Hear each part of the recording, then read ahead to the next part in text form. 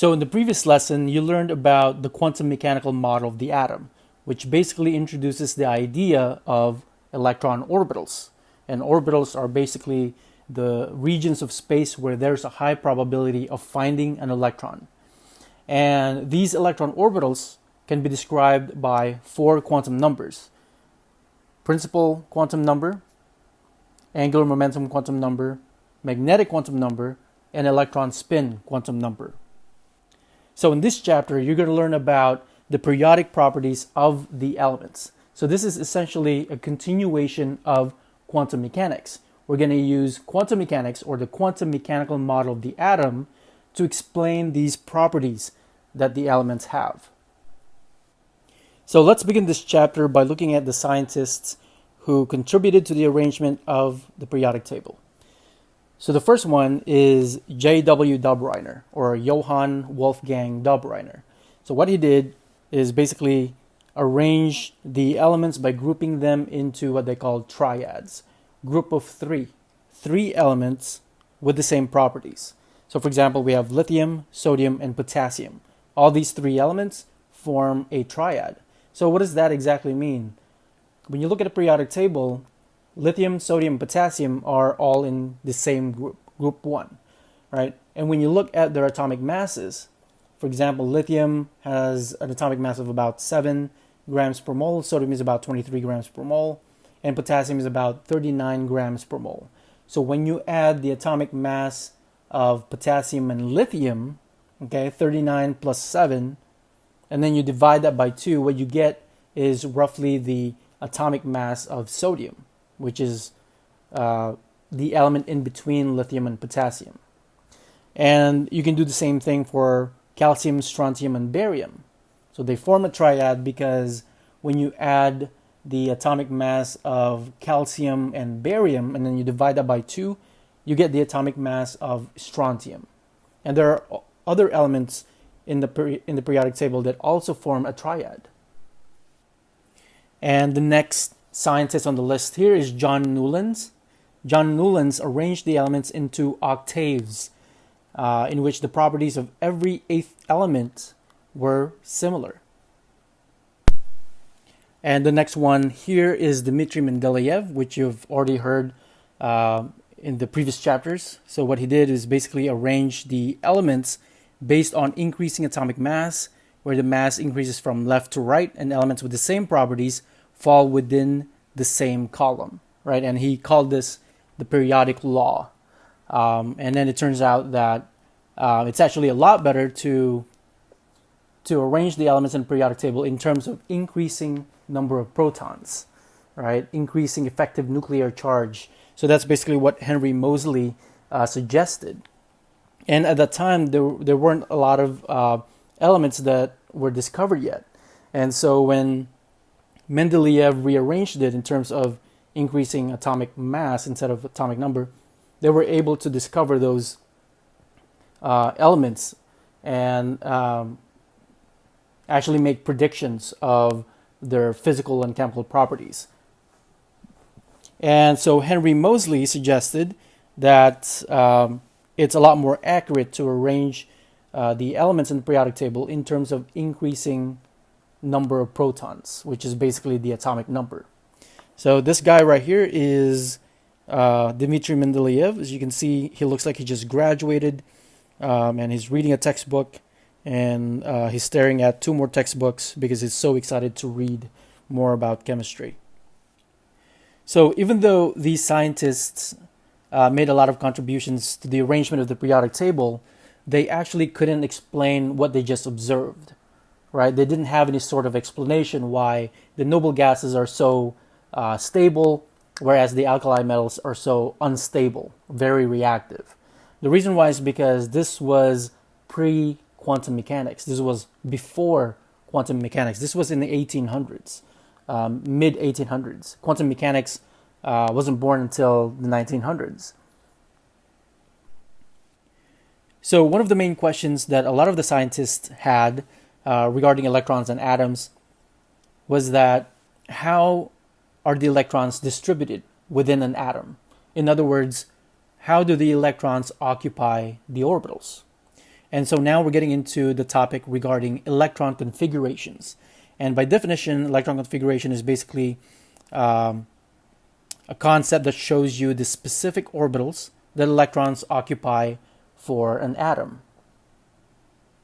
So let's look at the simplest element in the periodic table. The very first one in the periodic table, atomic number 1, is hydrogen atom, right? So let's look at a hydrogen atom in its ground state. What would the electron configuration of this element? So ground state means lowest energy level, right? Lowest energy state. And again, hydrogen atom has a single electron. It has one single electron. And where does that single electron reside within that atom, right? When you're looking at an electronic structure of an atom, where does that electron reside? Well, you can imagine and visualize Bohr's model of the atom, right? So you have the first energy level, you have the first stationary state, second stationary state, so on and so forth. And then go deeper into it and use quantum mechanics, the quantum mechanical model of the atom, in which in the first energy level you have sublevels, and within the sublevels you have orbitals, right? You can have an S sublevel, P sublevel, D sublevel, F sublevel, so on and so forth. And within those sublevels you have the orbitals. You have an S orbital, P, D, and F orbitals. So electrons can be found in those orbitals, but specifically which orbitals and which sublevel or energy level, right? Main energy level. And so the lowest energy level is level 1, right? And within energy level 1, where n, the principal quantum number is 1, the only possible value of L is 0. And so the sublevel is therefore S. So you have an S sublevel. And within the S sublevel, you have the S orbital.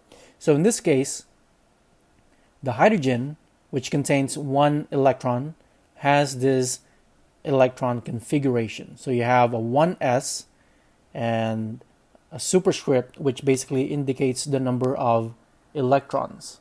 So in this case, 1. So this is the electron configuration for the hydrogen atom. So this number right here is the principal energy level, which is basically the lowest energy level, n equals 1. And then the angular momentum quantum number, which is represented by the letter L, is dependent upon the value of n, right? So L is from 0 all the way to n minus 1. And because n is equivalent to 1, the only possible value of L is 0. And hence we have this S sublevel. And within the S sublevel, you have the S orbital. And within the S orbital, you have the electron. And there's only one electron that reside in that orbital for hydrogen. And again, so the superscript tells you the number of electrons within that orbital or sublevel. The second element in the periodic table is helium. And helium has an atomic number 2, so that means that it has 2 electrons.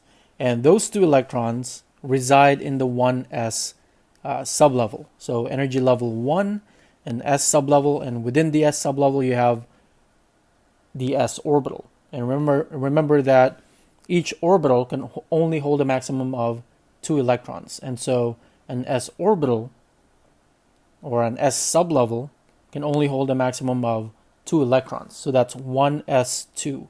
So this is the electron configuration for the atom helium. And you always have to remember that orbitals, energy levels, and sublevels can hold a certain maximum number of electrons. So any orbital can hold a maximum of 2 electrons. So if you have an S orbital, that holds a maximum of 2 electrons. If you have a D orbital, a P orbital, and an F orbital, each of them can only hold a maximum of 2 electrons. But if we're talking about sublevels, like an F sublevel, a D sublevel, a P sublevel, then that's different because each sublevel can hold a certain number of orbitals, right? An F sublevel can hold 7 orbitals, so you multiply that by 2 and you have 14 electrons. So an F sublevel can hold 14 electrons, a D sublevel can hold a total of 10 electrons, P sublevel 6, and then S sublevel 2 electrons. And this basically summarizes it. So again, you have an S sublevel 2 electrons, a P sublevel 6 electrons, D sublevel 10, and F 14 electrons. But remember that an orbital, any orbital, can only hold a maximum of 2 electrons. And so whenever you're writing the electron configuration for any elements, it would be like this. So you have the S sublevel and then a superscript, the maximum number of electrons. Same thing for P, D, and F. So in the previous chapter, you learned about electron spin, which is basically the fourth quantum number. We didn't really talk about that in greater detail, but it becomes important in this chapter. Electron spin, by definition, is basically a fundamental property of all electrons that affects the maximum number of electrons allowed in a given orbital. So there is a reason why there's a maximum number of 2 electrons per given orbital. The reason is because of the electron spin. And electrons, the electron spin is quantized, meaning there's only 2 possible values. It can have a positive half value, okay, which is spin up, or you can have a negative half value, spinning down. And in quantum mechanics, half arrow is basically represented by an electron spinning up, and then half arrow pointing down is basically an electron that's spinning down. And according to the Pauli exclusion principle, no 2 electrons in an atom can have the same set of 4 quantum numbers. Okay, so that means that every single electron has a unique set of 4 quantum numbers, and that's one of the main reasons why you can only have a maximum of 2 electrons in a given orbital. So, for example, here we have helium, and helium contains 2 electrons, and each of these electrons has a unique set of quantum numbers. So what are these quantum numbers then? Well, let's take a look. So for the first electron, it has a specific N value, L value, M sub L, and M sub S value, right? So both electrons, when you look at the electron configuration here, both electrons are in the energy level 1, in the first energy level. So both electrons will have the same value of N, which is 1. What about for L? Well, the value of L is 0 because of the fact that the 2 electrons are within the S sublevel, which represents L equals 0. So the L values for both electrons is 0. What about M sub L? So M sub L is dependent on the value of L, which is basically from negative L to positive L, including 0. But since the value of L is 0, M sub L must be 0 as well. So for both electrons, it's 0. But then the spin quantum number will be different for these electrons. One is going to be spinning up, and the other one is going to be spinning down. So for one of the electrons, it will have a positive half value, and then the other electron will have a negative half value. And this is what they mean by each electron having a unique set of quantum numbers. So this is, again, the Pauli exclusion principle, which basically states that no 2 electrons will have the same set of these 4 quantum numbers. So we just looked at the electron configuration for the first 2 elements in the periodic table, hydrogen and helium. But what about for the rest of the elements in the periodic table? How do we write their electron configuration? Well, for atoms containing more than 2 electrons, writing out the electron configuration gets a little bit trickier.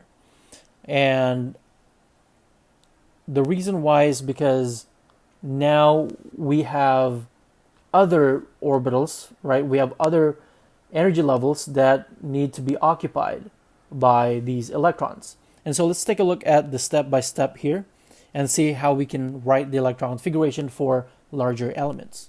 So when it comes to writing out electron configurations, the rule of thumb here is that orbitals are filled with electrons based on their overall energy, from the lowest energy to the highest energy level. And so, for example, if we're comparing 3s from 2s and 1s in terms of the overall energy, 3s has the highest energy level, highest energy, followed by the 2s and then the 1s. And the reason why is because energy level 3 is higher in energy than energy level 2 or energy level 1. When it comes to the sublevels or the orbitals in the same energy level, let's say for example energy level 3, the D sublevel would have a higher energy than the P sublevel, and then the P sublevel is greater in energy than the S sublevel. So therefore 3D is greater than 3P, and 3P is greater than 3S. So in other words, 3S would get filled first before the 3P, and then followed by the 3D. So according to the Aufbau Principle, the orbitals are filled with electrons from the lowest energy level to the highest energy level. So this principle is used to systematically build up the electron configurations for the elements in the periodic table. So the word Aufbau is German based, and it means building up. So you fill the electrons from the lowest ground state configuration, and then you move up as the energy level increases. So shown here at the very bottom is an energy diagram containing energy sublevels that are arranged in terms of increasing energy. And so the lowest energy level or sublevel would be the 1s. And then, so this is basically how you fill in the orbitals in this direction. So the 1s gets filled first, followed by the 2s, and then the 2p, the 3s, and then the 3p, 4s, 3d, 4p, 5s, 4d, 5s, 6s, 4s, 4f, and so on and so forth. So that's basically the order of how you would fill the orbitals in terms of increasing energy level. So let's take a look at some examples here. Let's say lithium, boron, nitrogen, and scandium. So we have 4 different elements here with increasing number of electrons. So let's go with the third atomic number here, lithium, the third element, and it has 3 electrons. So how would we write out the electron configuration for this element? Well, we would start off with 1s because that's the lowest energy sublevel. So that's 1s, and then it's got 2 electrons, and so that 1s will be completely filled with electrons, because again the maximum number of electrons that an s sublevel can hold is 2, because it's only got 1 orbital, the s orbital. All right, so we'll put 2 in the 1s, and then the remaining electron, the third electron, would go in the 2s, the next energy sublevel. All right, so that's the electron configuration for lithium. Looking at boron here, boron has a total of 5 electrons, and so the first 2 electrons would go in the 1s, and then the second 2 electrons will go in the 2s, and then the 5th electron would go in the 2p. All right, so that would be 1s2, 2s2, 2p1. So when you add up all the numbers in red, the superscripts, that's a total of 5 electrons. Okay, so the 1s gets filled first, right over here, followed by the 2s, and then the 2p. So remember that the 2p can hold a maximum of 6 electrons, the p sublevel. What about for nitrogen? Nitrogen has a total of 7 electrons, and so you would put 2 electrons in the 1s, another 2 electrons in the 2s, and then we have 3 more to distribute. Those 3 electrons would go on the 2p. So in that case, we have 1s2, 2s2, 2p3 for nitrogen. Now what about scandium, number 21, which has 21 electrons? Well, we'll do the same thing. 1s gets filled first, followed by the 2s, and then 2p, 3s, 3p, 4s, all the way to 3d. So let's take a look. So 2 electrons. So again, we have 21 total electrons to distribute in these orbitals or sublevels. So 2 goes in the 1s, 2 electrons go in the 2s, 6 electrons go in the 2p, 2 electrons go in the 3s, 6 electrons in 3p, 2 electrons in 4s, and then we have 1 electron remaining, which goes in the 3d. So that would be the electron configuration for scandium. So 1s2, 2s2, 2p6, 3s2, 3p6, 4s2, and 3d1. So the importance of learning about electron configurations for any atoms in the periodic table will become apparent later on once we get into the valence electrons. So the next topic that I want to talk about here is the orbital diagram, and this concept is actually very similar to electron configurations. An orbital diagram basically gives you similar information as electron configuration, but symbolizes the electron as an arrow, a half arrow, and the orbital as a box. So this is what they call orbital diagram. So according to Hund's rule, electrons must occupy all the orbitals of a given sublevel singly first before pairing begins. And so what that means is because certain sublevels like the p sublevel, d sublevel, and f sublevel have multiple orbitals, that means that they would have multiple different boxes. And according to Hund's rule, you have to fill these orbitals evenly first before pairing them up. Okay, so let's take a look at a few examples here. Let's look at hydrogen, lithium, neon, phosphorus, and scandium in terms of electron configuration and also orbital diagram. So here's the electron configuration for the elements. So they're already provided for you. We did lithium earlier and scandium, and so the rest should be pretty easy for you. But in this slide, we want to focus on orbital diagram. So according to the definition of orbital diagram, this is basically similar to an electron configuration, except the orbitals are represented by boxes. And so if we have a 1s sublevel, that means we only have one box for it because we only have a single s orbital.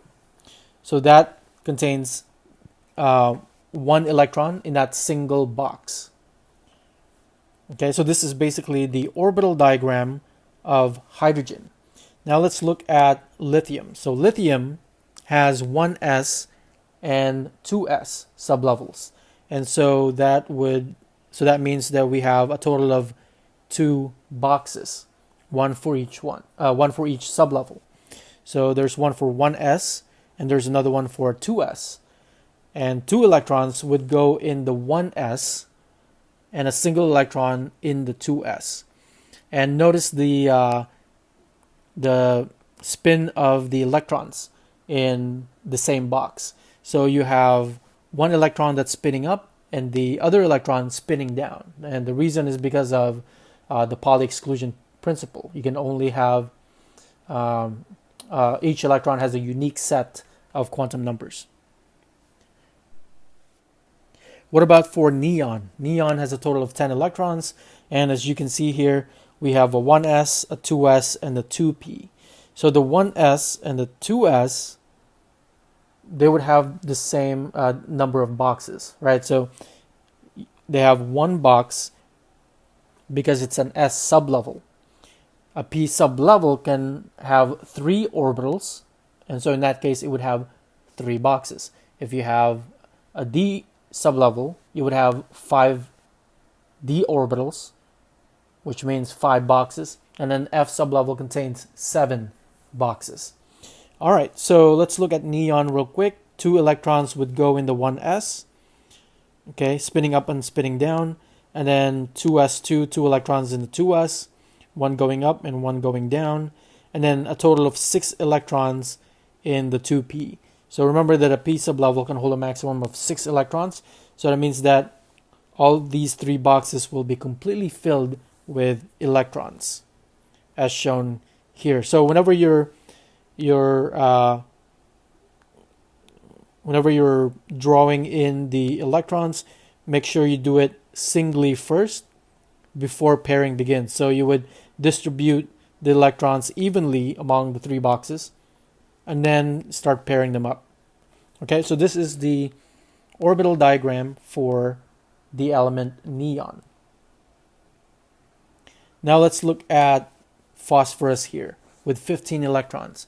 So again, the 2p and the 3p will have a total of 3 boxes. Okay, 3 boxes. And the 3p, so here when you look at the last sublevel here, the 3p, notice that the electrons were split in evenly among the 3 boxes, right? We distributed them equally among the boxes. So 1 electron here, 1 electron in the middle, and another electron in the last box. So this is the orbital diagram of phosphorus. So again, according to Hund's rule, right, electrons must occupy all the orbitals of a given sublevel singly before pairing begins. And so instead of having 2 electrons here and then 1 in the middle, you have to follow Hund's rule. The reason behind this is because all these orbitals in the sublevel have the same energy. So the term they use in quantum mechanics is that these orbitals are degenerate in energy, meaning the same energy. And the last one here is scandium, and this is basically what the orbital diagram for scandium looks like. So again, you have all of these right here, including the 3p, the 4s, and then 1 single electron in the 3d sublevel. So now you have 5 boxes because we have D sublevel contains 5 orbitals. So let's look at a few more examples here. Write the electron configuration and orbital diagram for the following elements. So we have beryllium, silicon, argon, titanium, germanium, and krypton. So we have to write the electron configuration and orbital diagram. So beryllium is on the second column, group 2, in the periodic table, atomic number 4. So that means it has 4 electrons. So we have a total of 4 electrons to distribute into the orbitals. So 1s goes first, followed by the 2s. So 2 electrons would go in the 1s, and the last 2 electrons would go in the 2s. So this is the electron configuration for beryllium. What about the orbital diagram? So we have a 1s sublevel and a 2s sublevel, and there's only one type of orbital that exists in those sublevels, so 1 box for each sublevel. So 1s, 1 box, another box in the 2s, and then all you have to do is occupy these boxes with electrons, half arrow pointing up and half arrow pointing down. So we have a pair in 1s and another pair in the 2s. All right, what about for silicon? So silicon is number 14 in the periodic table, so it has 14 electrons. So we have 14 electrons to distribute into the orbitals. So we have 1s followed by the 2s, and then 2p, 3s, and then 3p. All right, so a total of 14 electrons are distributed. So 2 in the 1s, another 2 in the 2s, 6 in the 2p because 2p can hold a maximum of 6 electrons, and then 2 in the 3s, and then the last 2 in the 3p. So when you add up all these superscripts here, the numbers in purple, the total should be 14 electrons. So in that case, our orbital diagram would have 1 box for the 1s, another box for the 2s, 3 boxes for the 2p, 1 box for the 3s, and then 3 boxes for the 3p. All right, so notice that everything is already paired up except for the 2 electrons in the 3p, which according to Hund's rule are split evenly among the boxes, the orbitals. Okay, so this is the orbital diagram for silicon. Now let's look at argon really quickly. Argon in the periodic table is number 18, so it's got 18 electrons, and this is the electron configuration for argon. Again, when you add up all the numbers in purple, that should equal 18 electrons. And so the orbital diagram would contain 1 box for the 1s, 1 box for the 2s, 3 boxes for 2p, 1 box for 3s, and 3 boxes for the 3p. So it's basically similar to silicon, except the 3p sublevel, which contains 3 boxes, would be completely filled because the 3p is maximized. It's got 6 electrons.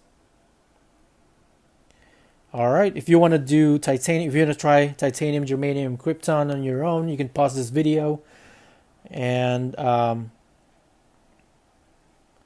let's check it out.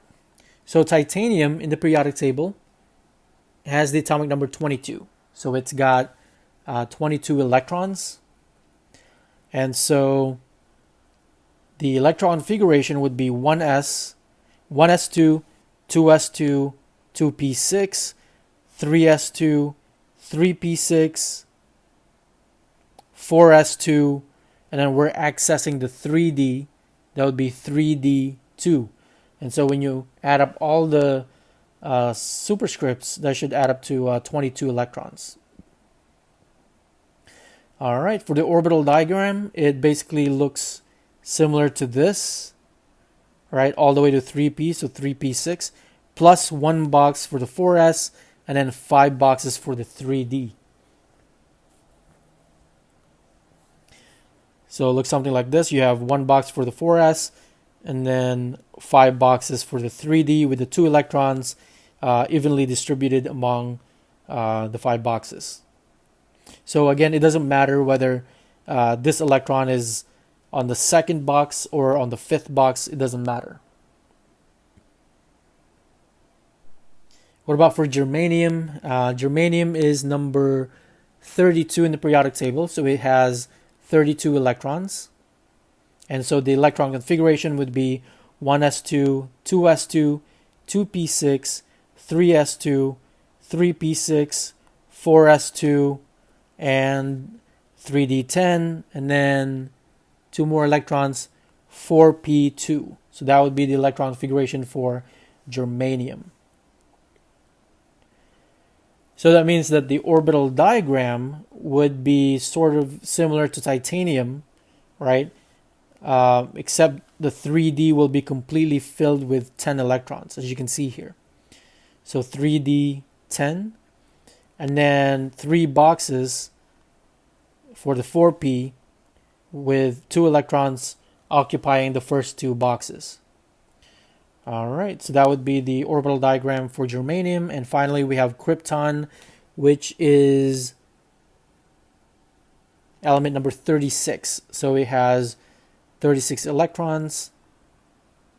So that means that the 4p will be completely filled, 4p6. Right, so the electron configuration for krypton would be all of this, except it's going to be 4p6. All right, and in that case, the orbital diagram would basically be similar to germanium, except the 4p sublevel will be completely filled with electrons. And that's the orbital diagram for krypton. So here's another way of writing electron configurations, and it's called noble gas electron configuration. This is basically a shorthand notation for writing out electron configuration in which you're using the noble gas as your starting point. Okay, so let's take a look at a few examples here. So sodium, for instance. Sodium is number 11. It has atomic number 11, so it has 11 electrons.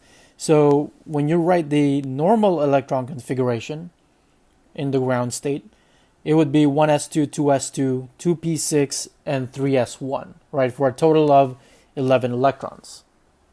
And so when you look at the preceding noble gas, right, the noble gas before sodium is neon. So neon is the noble gas element before sodium. When you write out the electron configuration of neon, it's basically 1s2, 2s2, 2p6, because it's got 10 electrons. The noble gas neon has 10 electrons. And so what you can do is you can replace this 1s2, 2s2, 2p6 with the symbol neon in brackets. And the reason why is because neon has that same exact electron configuration. So in that case, it would just be symbol of neon in brackets, followed by the remaining part of the electron configuration, which is 3s1. So this is the noble gas electron configuration for the atom sodium. And every time you're writing out the noble gas electron configuration for any element in the periodic table, always choose the preceding noble gas, the noble gas prior to that element. So let's look at these examples here. Write the noble gas electron configuration for beryllium, silicon, and titanium. So you're already given the electron configurations. All you have to do is write the shorthand notation, right? The noble gas electron configuration. So beryllium in the periodic table is element number 4, atomic number 4. And the noble gas, the preceding noble gas, is helium. And helium has 2 electrons. So that means that helium would have an electron configuration of 1s2. So you can replace 1s2 with the symbol helium in brackets, followed by 2s2. So that would be the noble gas electron configuration for beryllium. What about for silicon? So silicon is number 14 in the periodic table, and the noble gas prior to silicon is neon. And neon has 10 electrons. So that means that neon has this electron configuration here. 1s2, 2s2, and 2p6. So we're going to cut this out, right? 1s2, 2s2, 2p6, and replace that with neon in brackets, followed by 3s2 and 3p2. All right, and the last one here is titanium. And titanium is number 22 in the periodic table. And the preceding noble gas is argon, and argon has 18 electrons. So you're going to count 18 electrons, so all the way to 3p6.